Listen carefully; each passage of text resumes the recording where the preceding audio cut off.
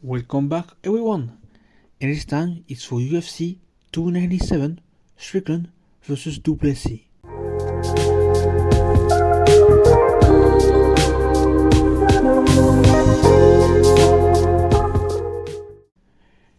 And just like the previous videos, I'm only going to predict the fights on the main card.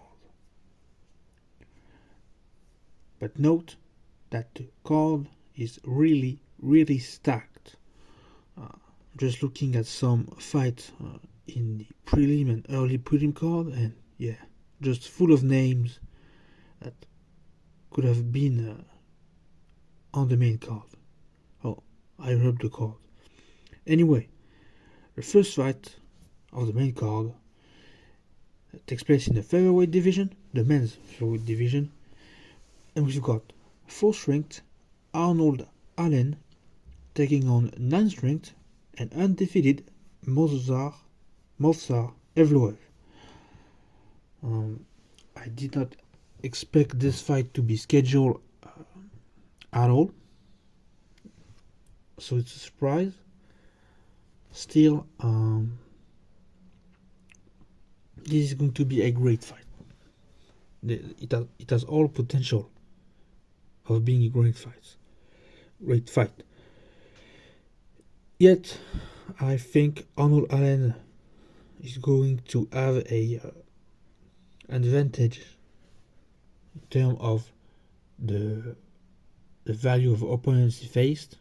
They were maybe more talented, and well, he literally faced Max Holloway, former champion, former title contender, and kind of maybe if not, because it's still in a discussion, but for sure one of the best featherweight in the world ever.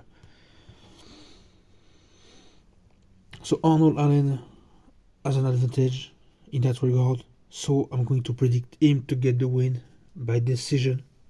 Movsar Evloev is a really tough fighter. Undefeated is for a reason. This time around he's the favorite, but it's not too much a favorite in the betting odds. Small betting odds, I would say, that favors him. But I don't think he's going to win this weekend. Next, we go to the middleweight division, and this won't be the first time we will go to the middleweight division for a fight, and it is 14th ranked Chris Curtis taking on Marc-Andre Barriault.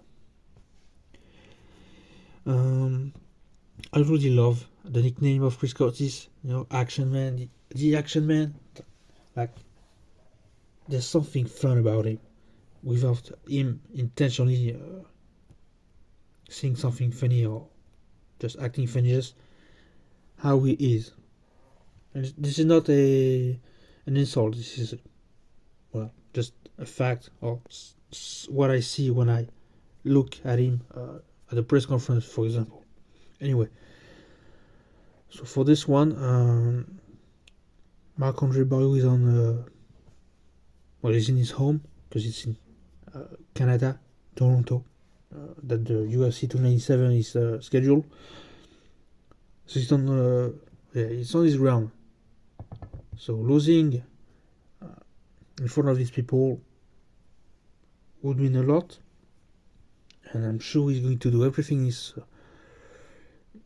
can with his abilities as a fighter to not get finished, because I feel like this is what could happen this weekend. Chris Curtis is a tough man. He had a lot of fights, a lot of wins, and I can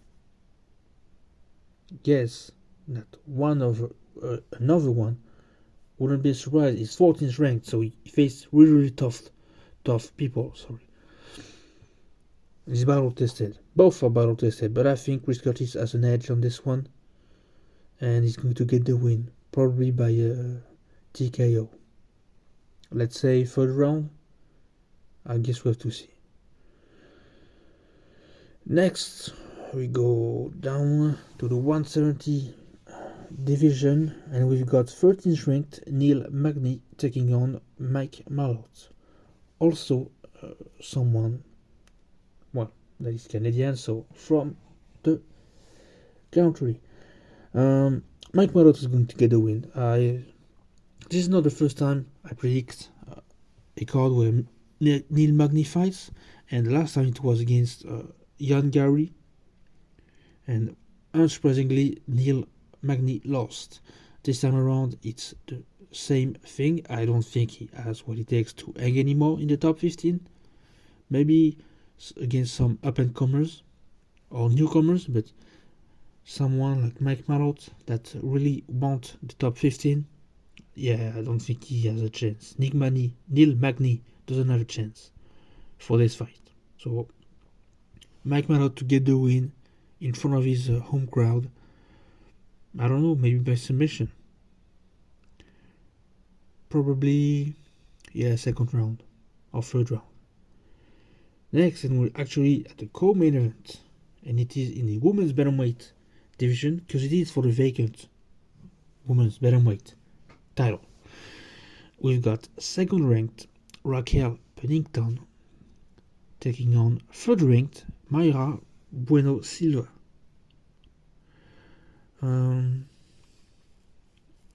This one is tough to call because Mayra Bueno Silva is an up-and-comer in the UFC, at least, and whereas Raquel Pennington has been here since the beginning of the women's bantamweight division in the UFC. So calling her an OG is no hyperbole or just no putting a name forward like, oh, she's the one, she's the veteran. She's been here since the beginning of the division, so yeah, she is. Anyway, I think Raquel is going to get the win, like by split decision or something. I don't underestimate Mayra Bueno Silva's skills. I know she submitted Oleon in a spectacular fashion, really unexpected, but this time, I don't know, for a title, she may underestimate an opponent actually. That's why. So yeah, I would say Raquel Pennington to get the win by decision. What round? Well, it's a 5-round fight, so 5 rounds. Or maybe not. I don't know if she has cardio. Maybe cardio will be a problem in this fight. I don't remember the last time these two had a 5-round fight, so yeah, it could go both ways really. Yeah, but I'm stick to Raquel Pennington to get the win by decision at the end of the 5th round. Next, and this is the main event, of course, a 5-round fight, and it is for the middleweight division title, and we've got the champion Sean Strickland taking on second ranked Dricus du Plessis. Both don't seem to be favorites in this fight. There's no underdog in this fight actually, as I'm speaking. At some point Sean Strickland was the favorite, but the odds just changed. But that doesn't affect the fight. Like, even if the odds were remained the same, it would have changed my prediction. And my prediction is simple. Both of their styles is not bizarre, but not a style you meet in every fighter. You don't see it often. So both kind of have the task to counter this unorthodox style. Therefore, I think whoever has like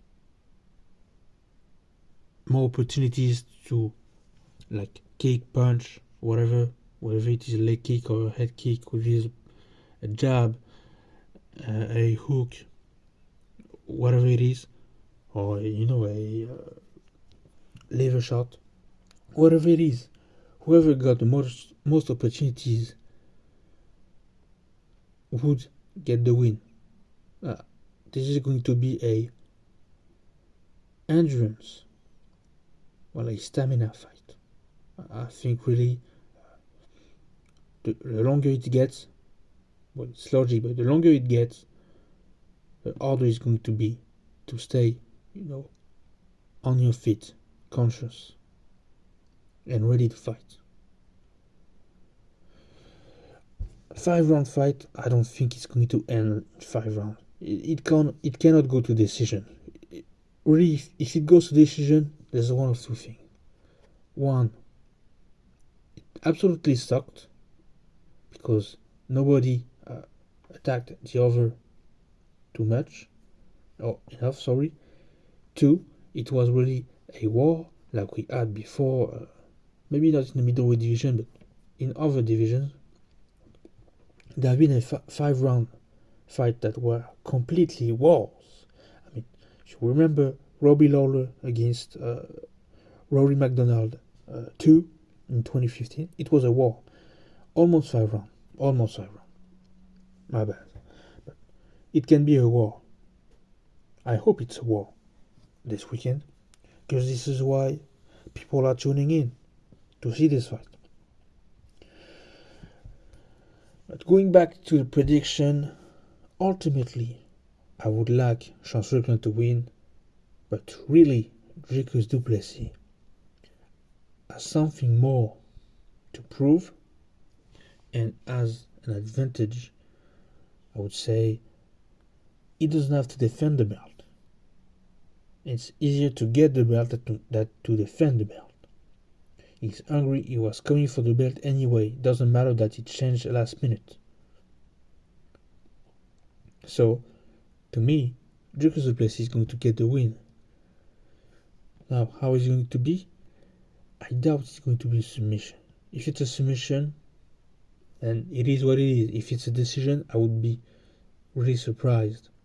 Maybe annoyed, like I said, in the 1 or 2 cases scenario that could happen with a decision. But if it's a knockout, yeah, I expect a knockout. Whether it's a TKO or a really knockout. Then when? I don't know, it could happen first round, it could happen third round, it could happen the 5th round. Like I said, the Robbie Lawler versus McDonald fight. We don't know. But my prediction, whatever round it is, whatever finish it is that Dricus du Plessis is going to get the win and become the new middleweight champion in the UFC. With that being said, I'll leave you there. Until next time.